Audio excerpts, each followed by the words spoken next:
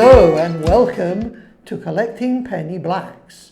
Today we're going to have a look at a little bit of background, history, how the stamp was developed. The penny black was the first self-adhesive postage stamp ever printed. It was printed in London in 1840 and allowed someone to send a letter with prepaid postage up to 7 grams or half an ounce to anywhere in the UK. And I'm afraid this really improved not only communication, but people's literacy. And there are statistics to show that. So today, let's go back to 1840 and take a look at this journey.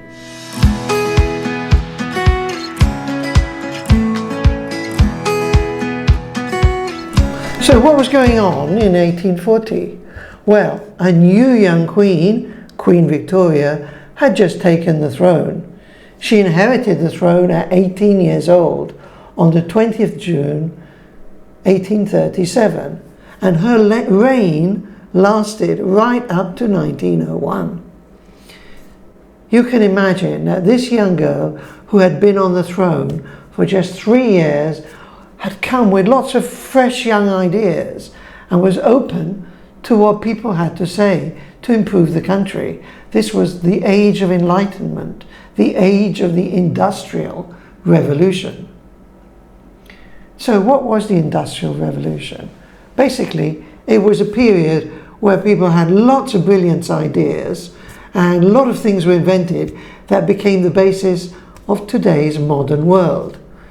We saw great leaps in the area of science, technology, even medicine. I mean, the most iconic development was that of the steam engine and the use of steam power, especially to power industry. The railways were beginning to spread all across Great Britain.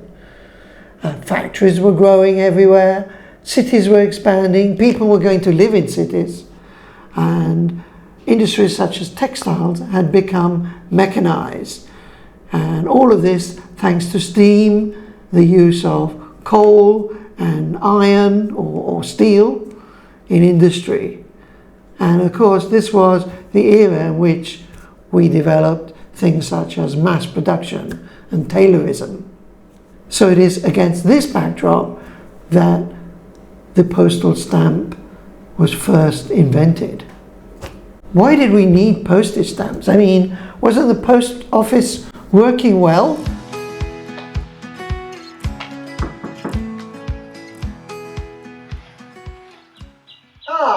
Good day to you, madam.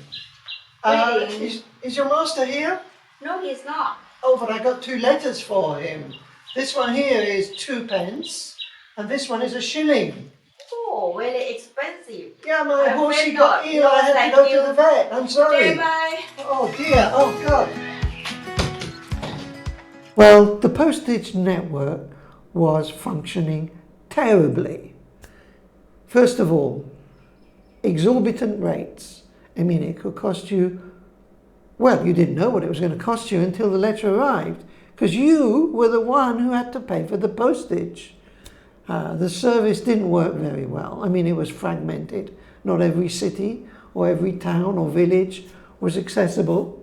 And again, the further the letter had to travel, the more it cost. Can you believe that the person receiving the letter actually had to pay for it, not the person sending it? So I guess what happened, as you saw in the video, is that the post office was transporting many letters to and fro, and you know what? Not many of these letters were ever accepted or paid for. So, of course, everyone had to bear the cost of that. That's another reason that the postage was so expensive. I mean, who wants to pay for junk mail, for example? So in comes Rowland Hill. And who is this Rowland Hill? Well, he was an advisor to the Treasury, and he ended up being the first postmaster of the modern post office. What did he invent? Well, he invented the postage stamp. You know, this social reformer was the person who was responsible at the end of the day for giving us the penny black. Rowland Hill, who was born in 1795 and died in 1879, was one of the great social reformers.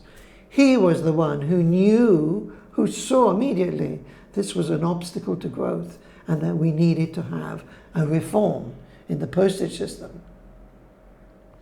He recommended something that was called the uniform penny postage. That's to say that letters would be based on weight rather than distance and payable in advance by the sender rather than the receiver. In September 1939, he published a notice in the Times inviting for ideas and designs. By the 5th of December 1839, the post office began to charge by weight, 4 pennies up to half an ounce and only 1 penny if paid in advance. And this was radically new. Before they had to collect the money from the receiver. So this idea of weight and prepayment was a new concept that had to be tried out before even the first postage stamp was produced. So the result of this was an immediate increase in volume from 82 million letters in 1839 to a staggering 169 million in 1840.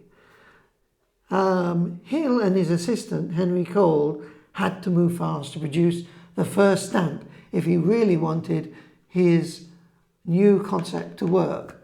So he had really that period from January to May to design and produce these postage stamps.